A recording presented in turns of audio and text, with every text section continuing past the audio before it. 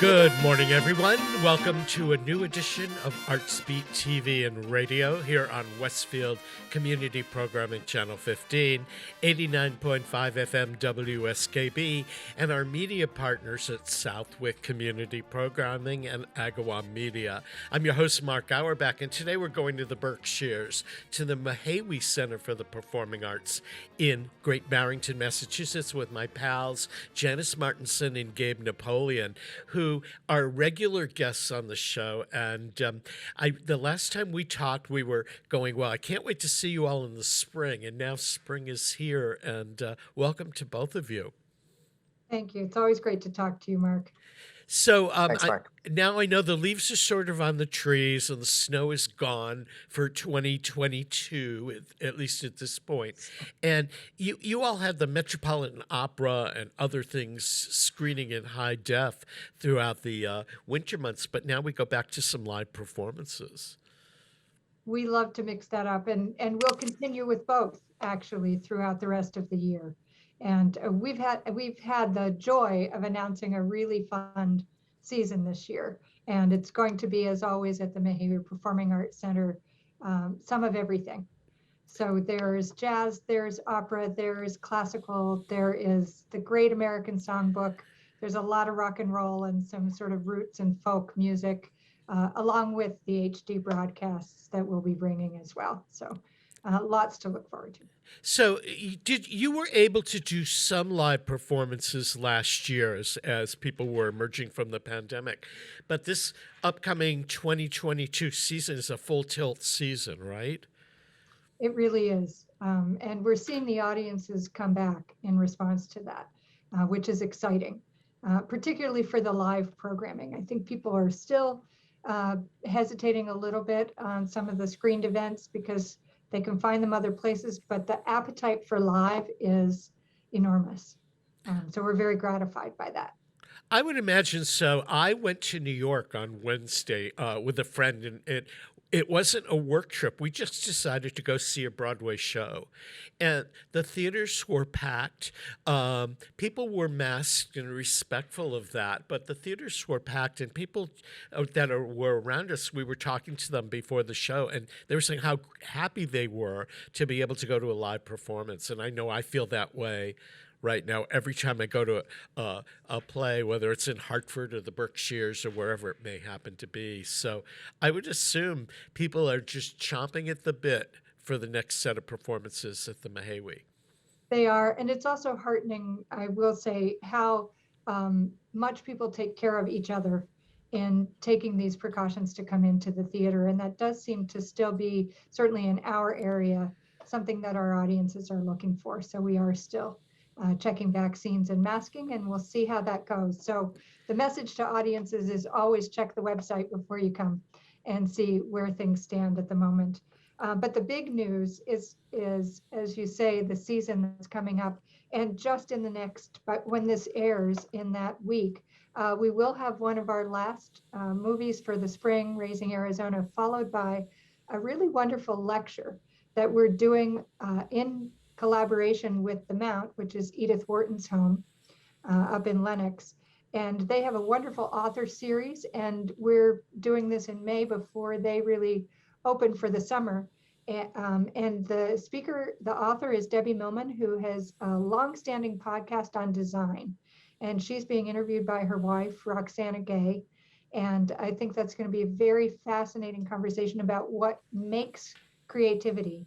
And then, of course, the following week, we have, and I think this news has been widely broadcast, Jacob Dylan's band, The Wallflowers. And for people hearing this, if you're interested in coming, you'll need to call the box office and check availability. That's on its way to selling out. Yeah, we ought to have Gabe, since you're the marketing person for the Mahaiwe. Why don't you give us a quick rundown of some of the season highlights that people can expect May, June, July, August, and September? Sure. If you don't mind, we'll divvy it up. I'll talk about a couple genres, and then Janis will talk about a couple more. But we've got some exciting singer-songwriter, guitar player types. We've got an evening with Josh Ritter. That'll be a solo acoustic show. That's on June 17th.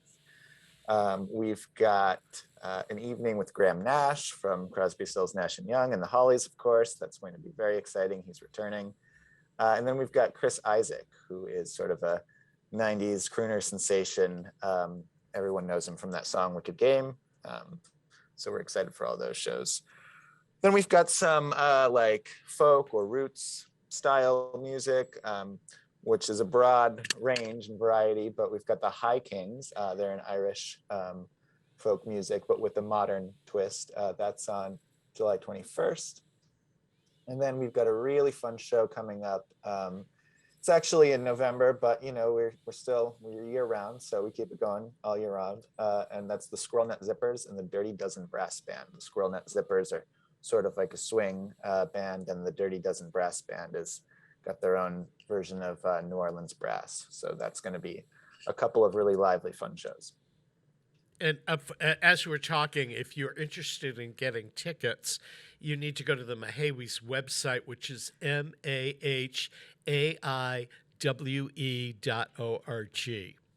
Did I say that one right? You did. Thanks, Mark. Thank you very much. Yeah, I practiced driving out here, saying it over and over again in the car. Personally, for the two of you, what genre do you most enjoy seeing at the Mahaiwe? And of the various genres that are able to perform at the Mahaiwe, what do you think the Mahaiwe is best suited for? That's a great question. But it's a little bit like asking which of your children you love the most, Mark. I mean, it's kind of not fair because I really love all of them. I think some of the reason I do this work is I have kind of an omnivorous appetite. I think what's special about the Mahaiwe is that you get an intimacy there with a 650 seat house, but also just how it's built. You know, every seat in the house is great. And so I do think these acoustic shows are very intimate is the word. So you really feel, and the performers really feel, that they're making a direct connection with the audience. But that's valuable for classical as well. Opera is beautiful in our space. Jazz, again, that intimate connection. So there's a lot that really works. I think we're obviously not an arena. So the massive rock show would probably take your eardrums out in our space. But everything else works really well. And I would mention that we have, and I'll let Gabe answer that question too, but I'm going to insert in here on the classical front, I'm very excited to say that we have coming out from Boston for the first time, I think in the Berkshires ever, Handel and Haydn Society. They're very well known in Boston. Their programming sells out in Symphony Hall sort of instantaneously. And they're coming to us on June 29th. They will have been in Central Park the day before. And then they're coming to the Mahaiwe with a program of Handel, Geminiani, and Vivaldi that is guaranteed to be beautiful, 12 pieces, including a harpsichord. So I'm really looking forward to that. And I think to some degree, Gabe and I have divvied up our favorites here. On the Broadway front, we have Michael Feinstein coming. He's doing a return visit to the Mahaiwe, and that will be August 5th. And he's doing a whole night of Judy Garland in honor of her 100th birthday. So, you know, how fun will that be? And then something very special, we have a lot of jazz in our programming this year, a few things. I already mentioned Madeleine Peru, but later in the summer, in August, we have something that really, this is such a classic Mahaiwe presentation because it bridges a couple of art forms. It's a jazz opera. So taking opera and really bringing it to an American stage. It's written by a well-known composer and jazz pianist, Ted Rosenthal, about his family and his grandparents in Germany, his grandmother in Germany in particular, who did not survive the Holocaust, and the letters that he found only recently between that grandmother and his father, who had come to the US and was, sort of entering the whole jazz sound. And that's a beautiful piece. That will be August 6th. That's been at the New York City Opera, but this is sort of one of its world premieres. So we're very excited about that. And then big name is Pat Metheny is coming back to the Mahaiwe. So, everybody will want to come to that show. That's September 3rd. And then, of course, we always round out the year with John Pizzarelli. And this year, he's bringing Jessica Molaski and a string trio with him. So that's always a guaranteed good time. Who does Janis, are you the person that actually books the Mahaiwe? We work with a team. So there's an internal team of us who because the program is so broad, no one person is going to be an expert in every genre, because we also, in addition to music, do dance and comedy and lectures and all kinds of things. So there's a team of us, and then we work with the folks who also book for Bard of an Opera House down in Poughkeepsie. So there's a brain trust. Yeah, I was just curious. Some of these events are like one of a kind event, like the Michael Feinstein, Judy Garland celebration. How long in advance do you have to book something like that? Because that would be in demand in theaters all over the country. Yes, it would. We're always booking anywhere from 3 months to 18 months out on a rolling basis. So we will have more news to share even 2 months from now about what's coming up in the fall. And we're talking already about programming for December of 2023. Yeah. Was the Mahaiwe built as a lot for live performance, or was it built as a movie house? It was built for live performance. It was built by townspeople, which is always a point of pride for me, because that DNA of being really part of the community has been here since 1905. And it was both vaudeville acts and big bands that would get off the train and walk down the hill, as well as community programs, local drama societies and things like that. So it's always had a full-size stage, but then in the 30s, talkies, silent films and then talkies began to be introduced. So yeah, because I remember going there as a child, and it was a movie theater, and I had no idea. I don't think people knew at that point that it could accommodate stage things, but it had been told to me that the Mahaiwe and several other theaters in the Berkshires and Western Massachusetts were all built near train stations, because the vaudeville troupes would come into town on the train, walk down the street, do a show, and get on the train and go to the next town. That's right. Yeah, that's right. There's a lot of history in those walls. It's fun to explore. Yeah. So when did the Mahaiwe make a return to live performance and the kind of programming that you all have now? Well, it never entirely got away from live performance. Even as a movie house, it would occasionally be rented by presenters or community groups that wanted to be in there. But the real renaissance was when the theater reopened in 2005. Our founder, Lola Jaffe, and a whole group of people basically saved the building from demolition and mounted a $9.5 million campaign that restored it to its real historic caliber, at the same time as they put in state-of-the-art sort of infrastructure, so that we could do everything from an opera to a screen event to a comedian standing on stage with a microphone. Yeah. Is the theater still capable of doing the community events, or does your programming kind of preclude those? No, we're busy 140 nights of the year. So we really open our doors as much as we possibly can. That's an important part of our mission, is being here to highlight world-class talent and also local talent. And so some of our partners in doing that are content producers, and come back year after year, and we're so proud to have them. Berkshire International Film Festival will be here at the beginning of June.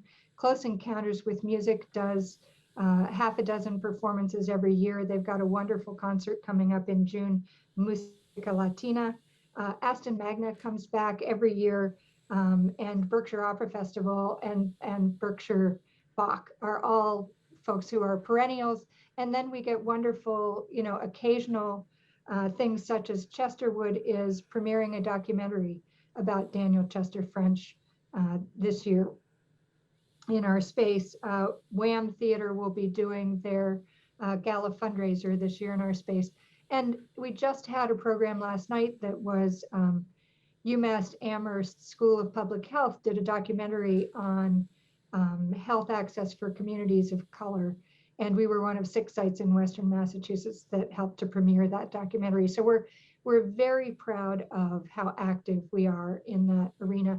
Coming up again in June on Juneteenth, Music in Common will be here again with another film that they've produced about bringing together Black and white musicians and composers and celebrating those musical traditions. So we speak to our community as well as to the world. Yeah, the film that premiered there last night, The Mosaic, we had the creators of that on one of the other programs here on the Mark, maybe last week or the week before. And that was a fascinating project where they were able to take it all over Western Mass. And they said that it was on its way to Great Barrington, but I didn't know when that was going to happen. I wish that I had seen the documentary and gone to a panel discussion rather than just having screens, kind of segments of the documentary, because it was very powerful. Yes, indeed. So we're going to take a break to acknowledge our underwriters. And before we do, Gabe, tell people how they can get tickets, find out more about what's going on at the Mahaiwe, and all the good things they need to know. Sure. Thanks, Mark. You can get tickets at mahaiwe.org. That's MAHAIWE.org or 413-528-0100. And you can find information about the Mahaiwe on social media as well, correct? Yeah, we're on Instagram, Twitter, and Facebook. So on Instagram and Twitter, it's at the Mahaiwe.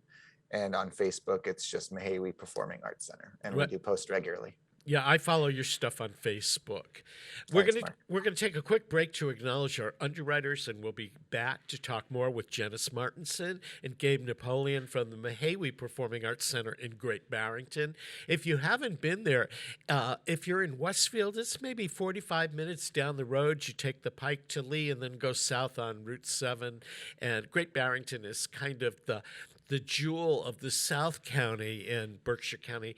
There's lots to do besides going to a performance at the Mahaiwe. There's restaurants, there's shops and all of that. And Great Barrington is a fun trip anytime. Peter Coles is our chief engineer. I'm Mark Auerbach, and we'll return after these messages. Support for the community programming of WSKB is provided by the Barnes & Noble College Bookstore in the Ely Campus Center, offering Westfield State t-shirts, sweatshirts, and gift merchandise, all of your academic needs, and offering textbook materials in new, used, ebook, and rental formats. Available at the bookstore on campus or online at westfieldstate.bncollege.com. Underwriting for the community programming of WSKB is provided by the Boys and Girls Club of Greater Westfield, serving the youth of the Whip City and surrounding communities since 1969. For more information on the Great Futures Club for ages 3 to 5, happening weekdays, and the Club Teen Center for ages 11 and older, weekdays from 6:30 till 8 p.m., go online at bcgwestfield.org or visit the club at 28 West Silver Street. The Boys and Girls Club of Greater Westfield. Great futures start here. Join me, Tina Gorman, each week from 6 to 8 a.m. for Wake Up Wednesday, when my guests and I discuss health, wellness, and lifestyle reimagined. Community Radio. 89.5 WSKB. Live from Studio 120 at Westfield Technical Academy, this is WCPC Channel 15 and 89.5 FM WSKB Westfield. Welcome back to Artsbeat, everyone. I'm your host, Mark Auerbach. Peter Coles is our chief engineer. If you've missed a part of today's programming, or you want to watch it again, or listen to it, or share it with friends, you'll find it archived on YouTube under WSKB Community Radio. We're spending this first half hour with Janis Martinson and Gabe Napoleon from the Mahaiwe Performing Arts Center in Great Barrington. A very eclectic mix of dance, music, theater, screenings from the Bolshoi, the Metropolitan Opera, some of the theater companies from around the world. And it's all set in Great Barrington, Massachusetts, which is one of the great towns in the southern part of the Berkshires. And Janis and Gabe are here at least, I'd say 3 or 4 times a year. We share all of the good news of what's going on at the Mahaiwe and trends of what's happening in the Berkshires and things like that. Now that we're sort of back to full tilt programming, Gabe, since you're the marketeer here to get people in the door at the Mahaiwe, what are the biggest challenges that you're facing in getting people who have been pent up in their homes for 2 years to come back to live performance? I think people are ready. I think we are booking exciting programming and seeing, ticket sales, and it's been maybe less challenging than we had anticipated. I don't want to come off as too cocky or jinx anything, but we're keeping an eye on everything and making sure that people feel safe and comfortable, which has helped a lot. But it is looking like people are ready to come back out, which we're really, really grateful for. Yeah, I'm sure you talk with the marketing people at the other arts centers and theaters in the Berkshires. Are you all having challenges in booting up again, or was it easier for the Mahaiwe than some of the others? I think there's a general appetite for coming back out and experiencing culture again. I was at the Clark recently up in Williamstown, and there was a full parking lot of people that were ready to consume art. And I was at Mass Mocha recently as well, and I'm seeing an appetite countywide. Yeah. Here's a question that somebody asked me to ask. They assume that when you go to a show in the Berkshires, whether it's at the Mahaiwe or anywhere else, that the locals don't go to all of this, but the theaters are filled with New Yorkers that come up for the weekend. I never seem to see that. I tend to see a lot of the same local people at various events. How much of your audience is actually from Great Barrington and Stockbridge and Lee and some of the surrounding communities? And how many of them are New Yorkers with second homes? I think it might be 50-50 or 60-40. Janis, does that sound about right? We do have a lot of Great Barrington zip codes coming through our doors for every show. And this is why we work hard too at having a diversity of programming, so that regardless of where somebody's coming from, there are tickets at every price point. And that's true in terms of the difference between a movie and a live show, but also we make a real effort with the live shows to make sure that there are always some tickets in every show that are within reach, even if that reach is a little bit of a stretch. Yeah. It used to be that the art season in the Berkshires really went from July 4th to Labor Day, and that doesn't exist anymore. You program year-round, except for maybe a couple of weeks after the holidays. Is the audience as strong now as in the winter months, for example, as it is in the summer? It's definitely a difference in the different times of the year, and we know that certain genres fit better at certain times of year and things like that. But I will say the audience is steady throughout the year. And the Mahaiwe, we started year-round programming back in 2005, so we were on the leading edge of that trend, and we're thrilled to see everyone else catching up, because the more there is to do in the Berkshires, the more people there will be who know about us as well. And we save our really big shows for the summer. We know we need to do that. Yeah, but it's interesting that in February, I guess late February, Barrington Stage had a performance going, and there have been other things that have been going on throughout the year, and they seem to be packed every time I've driven out to the Berkshires. And my only hesitation now in the winter months is how much snow might we have on any given day. But the restaurants are open, there's plenty of parking, and it's no different except that there aren't tourists, which is really kind of nice. Yeah, there's always an audience. We've had sold out shows in February and March for sure. I think that everyone's hesitation is how much of a financial risk do you take at a time of year when your show could get snowed out.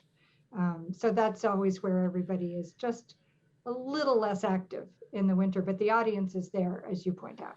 Yeah.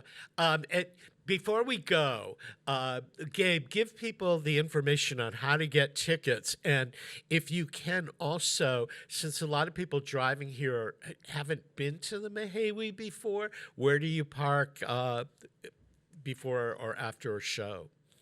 Sure. So we are at 14 Castle Street in downtown Great Barrington. You can get tickets and information at mahaiwe.org. That's mahaiwe.org. We also have a page devoted to parking and directions. There's lots of public parking in town. There's a nice map that the town has put out, and you can see which spots are 4 hours and which spots are 2 hours. But there is availability throughout town. You can call us at the box office. That's 413-528-0100. Buy tickets there or online. And you can follow us on social media at the Mahaiwe on Instagram and Twitter, and Mahaiwe Performing Arts Center on Facebook.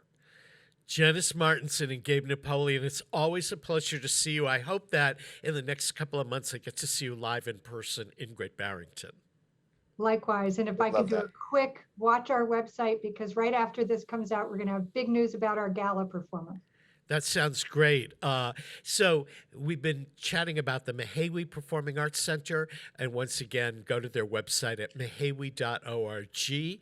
Thanks, Gabe Napoleon and Janis Martinson. We're going to take a break to acknowledge our underwriters, and we'll be back with more Artsbeat, so don't go away. Thanks, Mark. Support for the community programming of WSKB is provided by the Dunkin' Donuts Shops of Westfield and the Sardinia family. It's nice to know that even as the world changes, Dunkin' Coffee remains the same at 7 convenient locations throughout Westfield. Underwriting for community radio on WSKB is brought to you in part by Rockies. Over 30 convenient locations throughout Massachusetts, Rhode Island, New Hampshire, Connecticut, and Florida. One of the nation's largest ACE dealers. Expertise and great product selection in paint, hardware, lawn and garden. That's Rockies. Rock solid service since 1926. On the web at rockies.com. Hi, this is Harry Rock, host of Rock on Westfield every fourth Wednesday at 8 a.m. Tune in for my view of this place I call home. Community Radio. 89.5 WSKB. Live from Studio 120 at Westfield Technical Academy, this is WCPC Channel 15 and 89.5 FM, WSKB Westfield.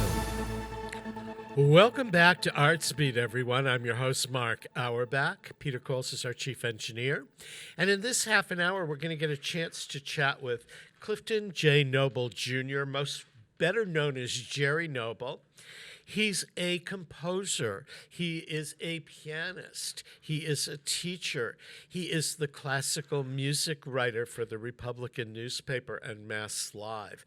Kind of a Renaissance man when it comes to classical music and jazz. So, Jerry, welcome, and it's good to see you. Nice to be here. Thank you so much. Well, first of all, I mean, we're broadcasting from Westfield this morning, and you are one of those people that's got your start in Westfield, correct? That's right. That's right. My parents before me as well. We're all from there. Yes. And how did you get into music?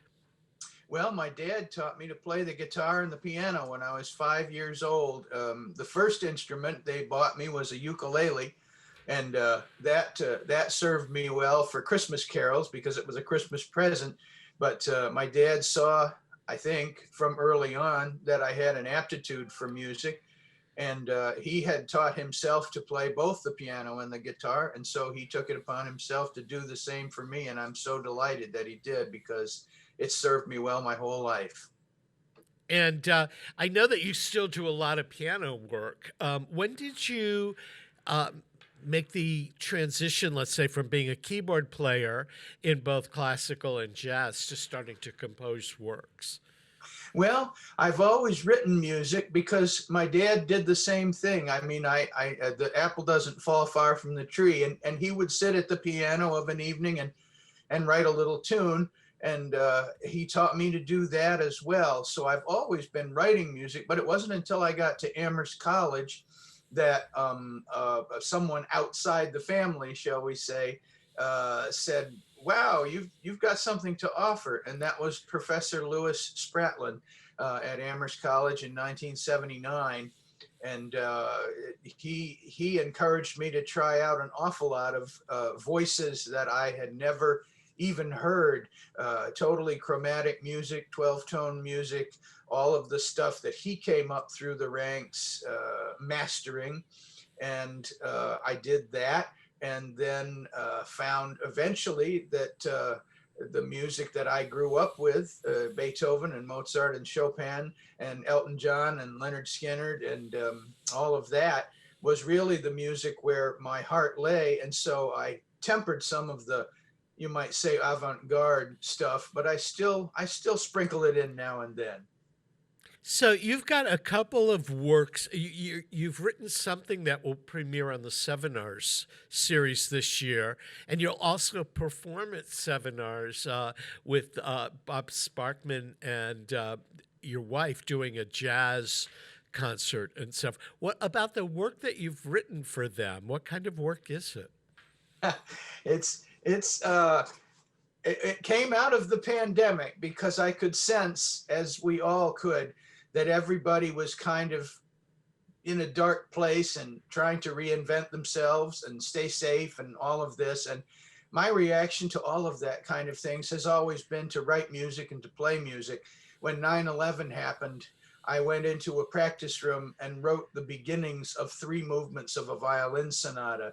And all of those kinds of events seem to bring out music in me. And so I thought, I didn't even ask Rory Ann if she wanted a new piece. I just said, well, to myself, I'm going to write it.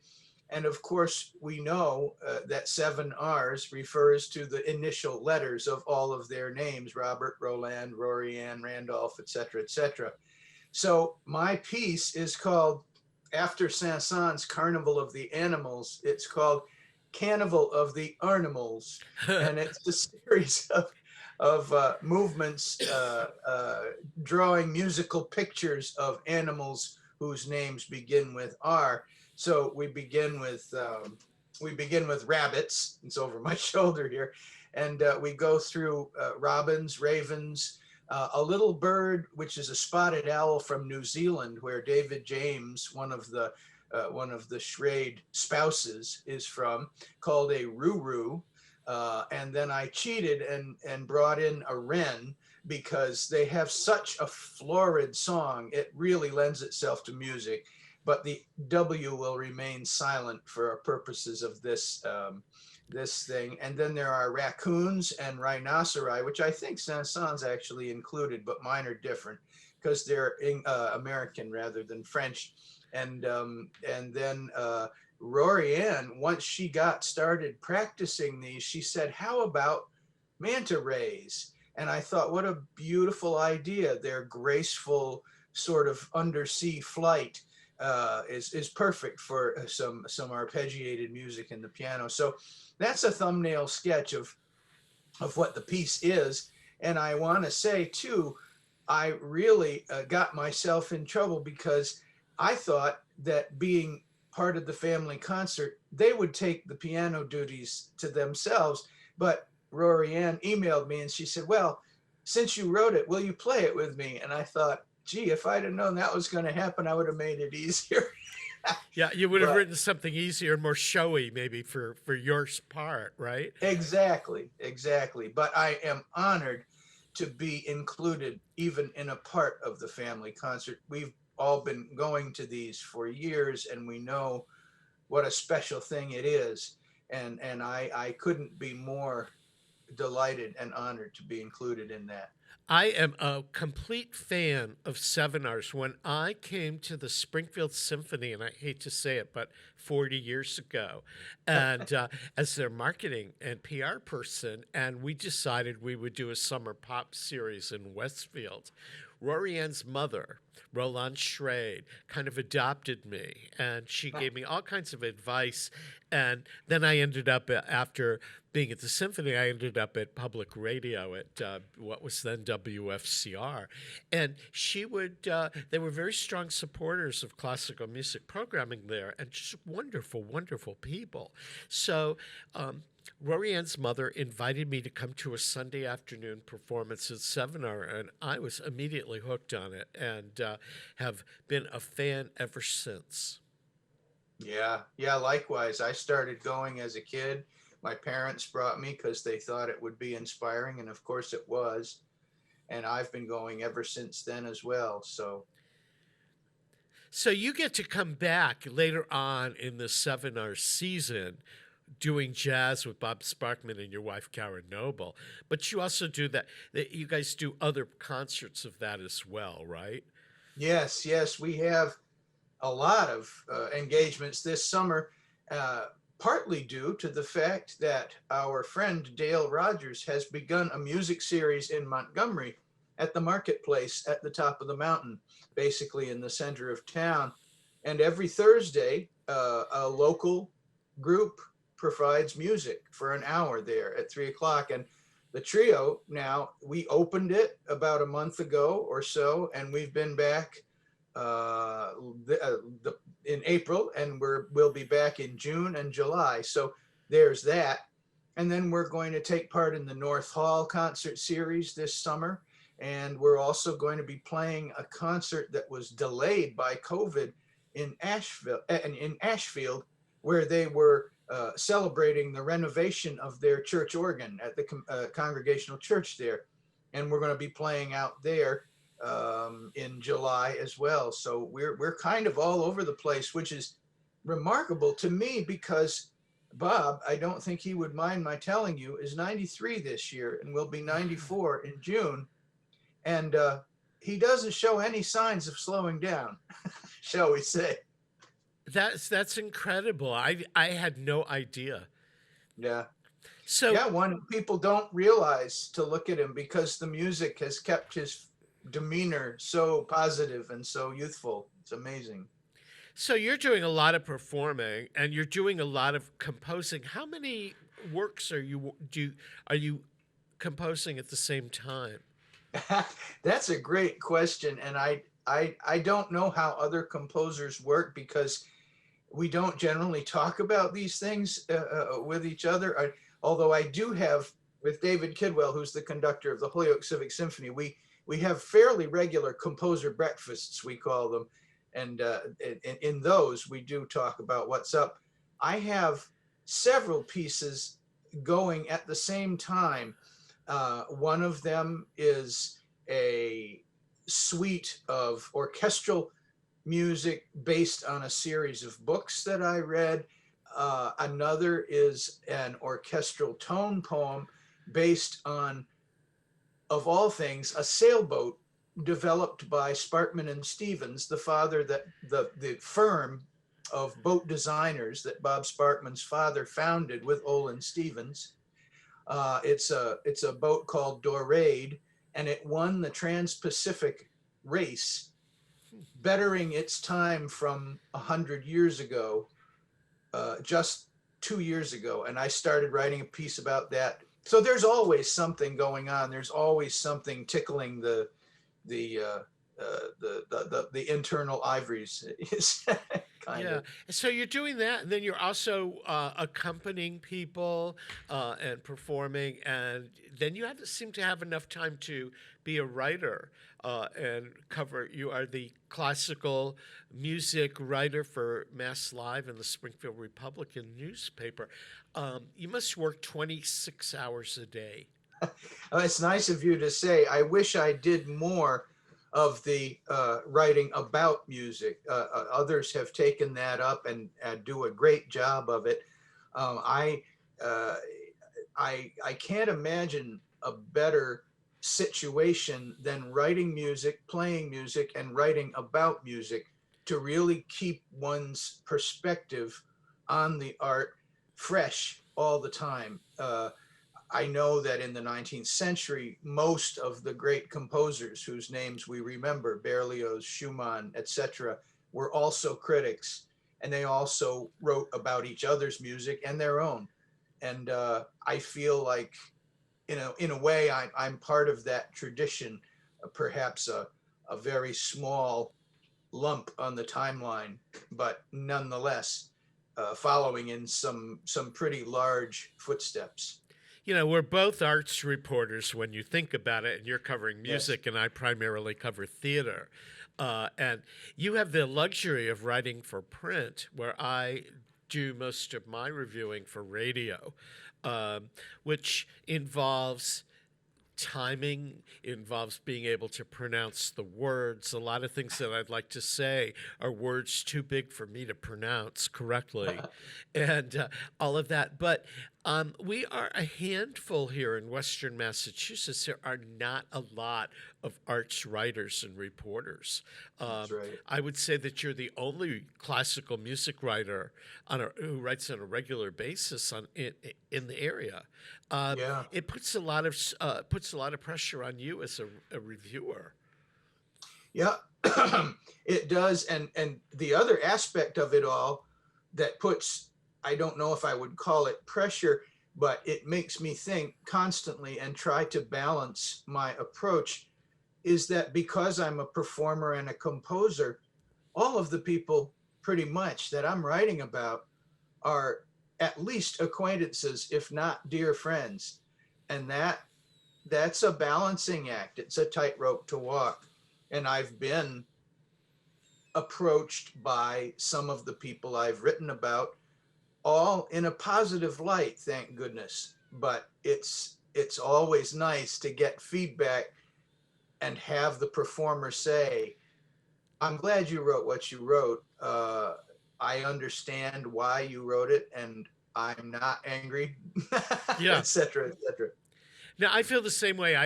Having been in this marketplace for so long, I know most of the theater people in the theaters that I cover.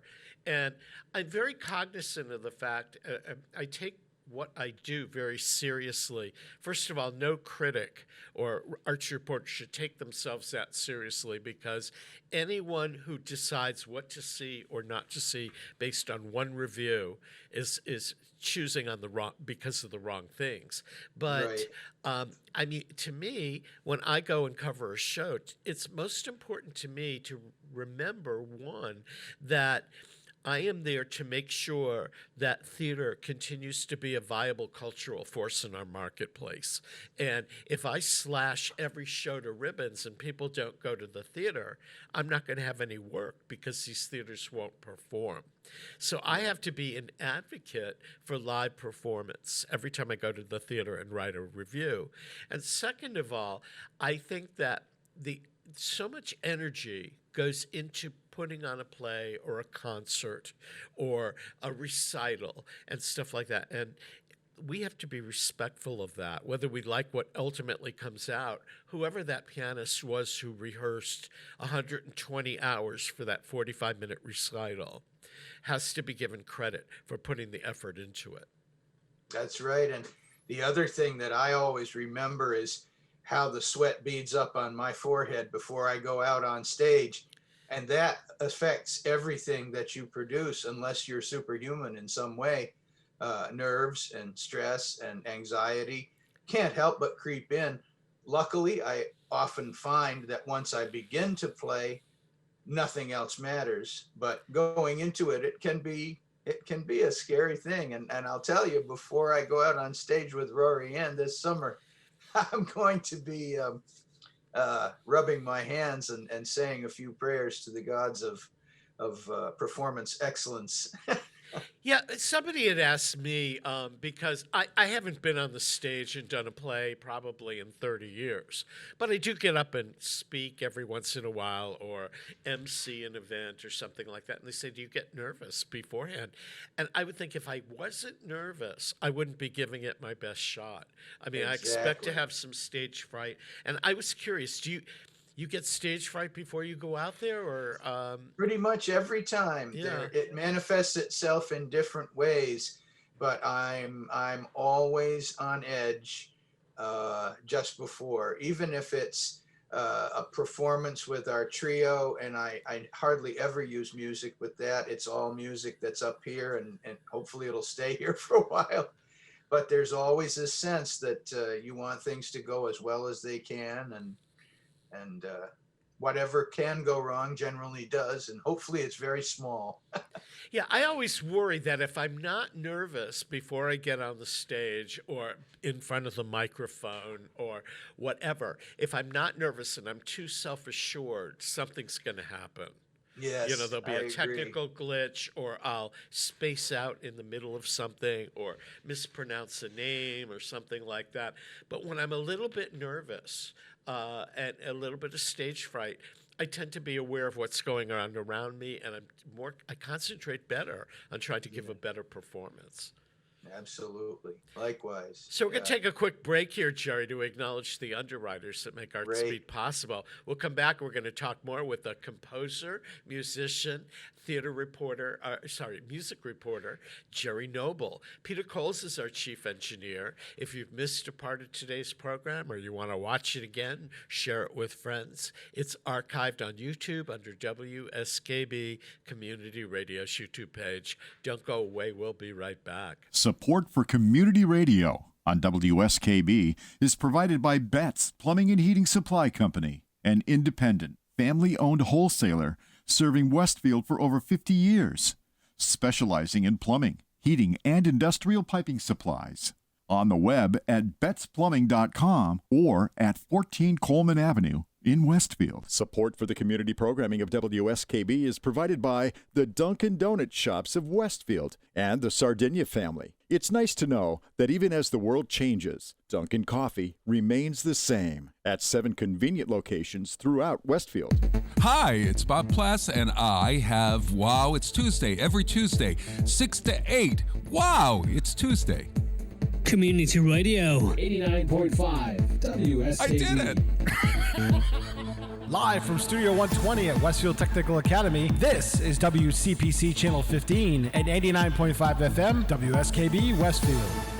Welcome back to Artsbeat, everyone. I'm your host, Mark Auerbach. Peter Coles is our chief engineer today. We're chatting with Jerry Noble, the composer, the pianist, the music reporter, kind of the Renaissance man of area theater. Jerry, when did you start writing as a reporter? I started in 1988. I had just graduated with a Master of Arts degree from Smith College. And my friend Dick Riley, who was at that time the successor to Dick Hamrick, the artful codger, who wrote for the Republican for so many years. And Dick Riley had just taken over from him. We had met because Dick had hired me as the organist at Edwards Church. And he called me and he said, now that you've graduated from Smith, you have some extra time. There's an awful lot of music to be covered in Western Mass, Southern Vermont and Northern Connecticut. Would you help me out? And at first, he assigned me to things that I would cover. The first concert I covered was the Mohawk Trail Chamber Orchestra when Abba Bogan was conducting it. Masako and some other violinist played the Bach Double Concerto. I don't remember who it was. But that review took me about 4 hours to write. And I still look at it and think, my goodness, what else I could have said about that evening.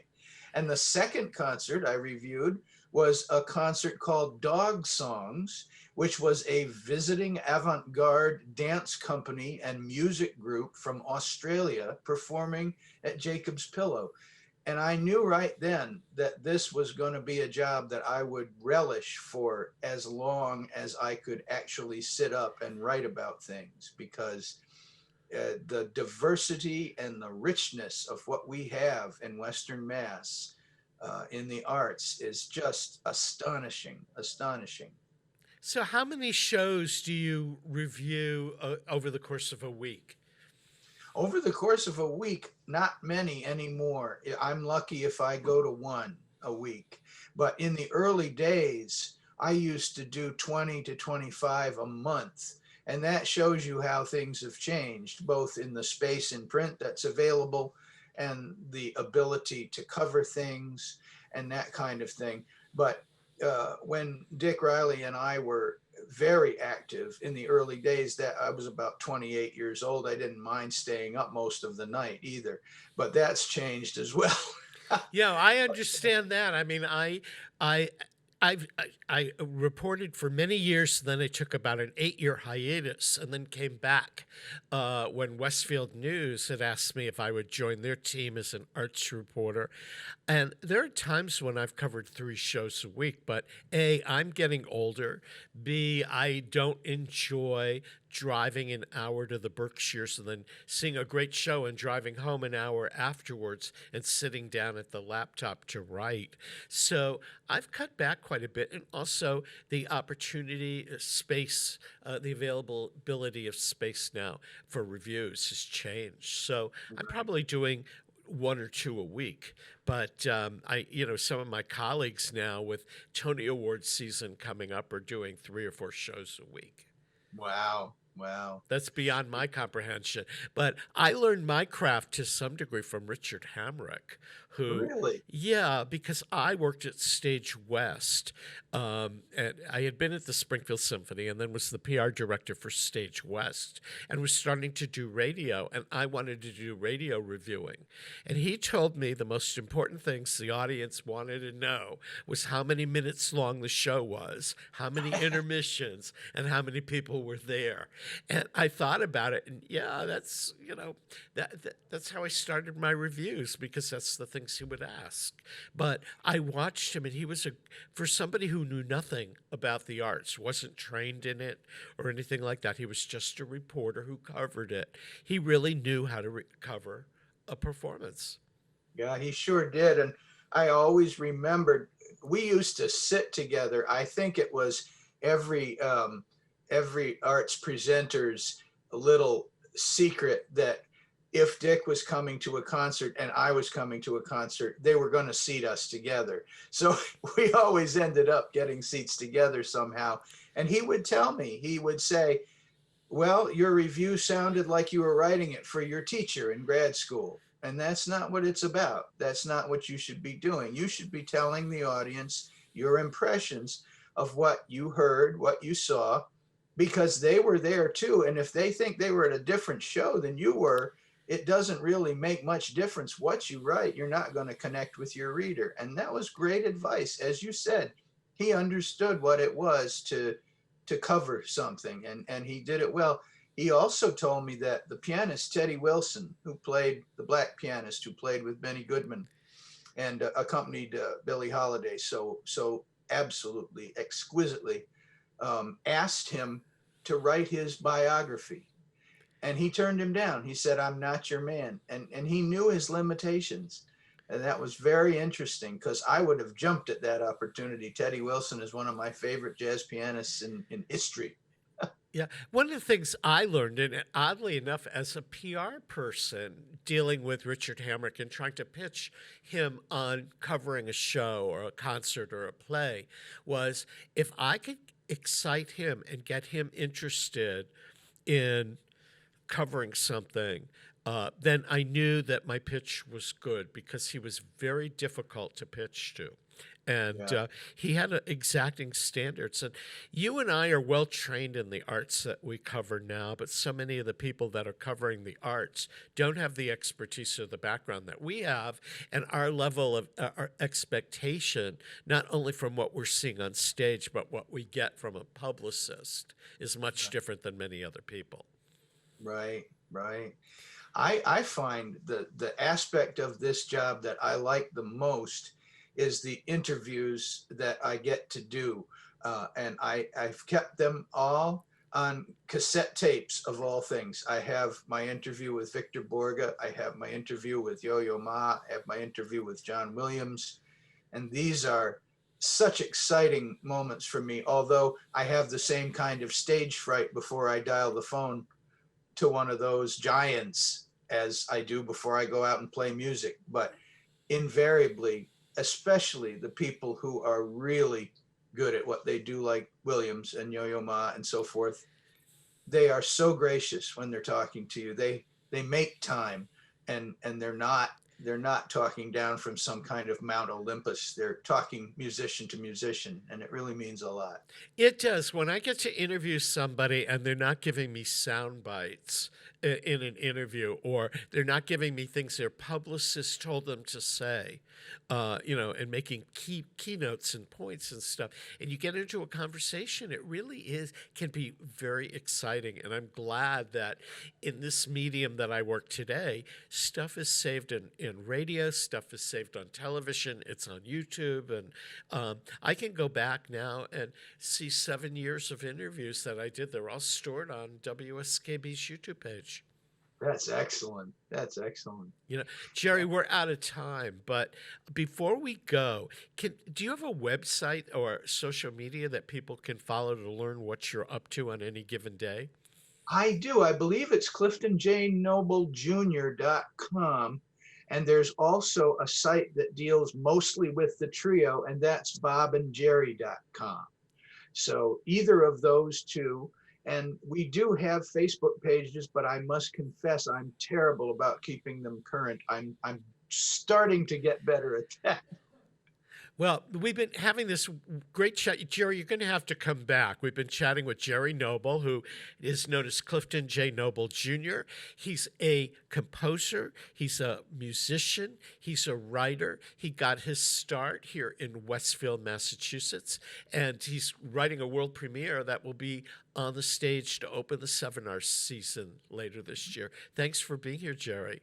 Thank you very much. And this wraps up another Artsbeat here on 89.5 FM WSKB, Westfield Community Programming, Channel 15. If you missed a part of it, want to watch it again, share it with friends. It's on YouTube at WSKB Community Radio. Peter Coles has been our chief engineer. I'm Mark Auerbach, and we'll see you next week with another Artsbeat.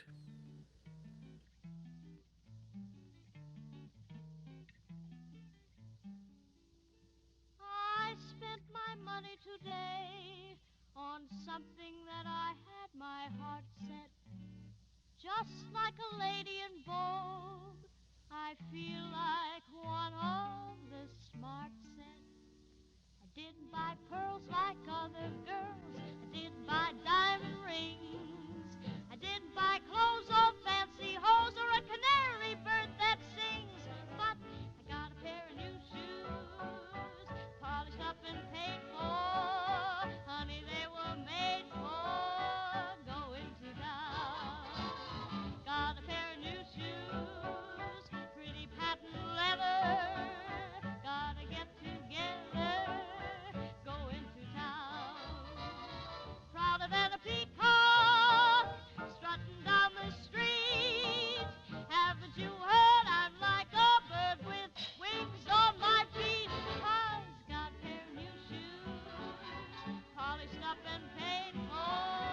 Honey, they were made for going to town. Got a pair of new shoes, polished up, paid for. Honey, they were made for going to town.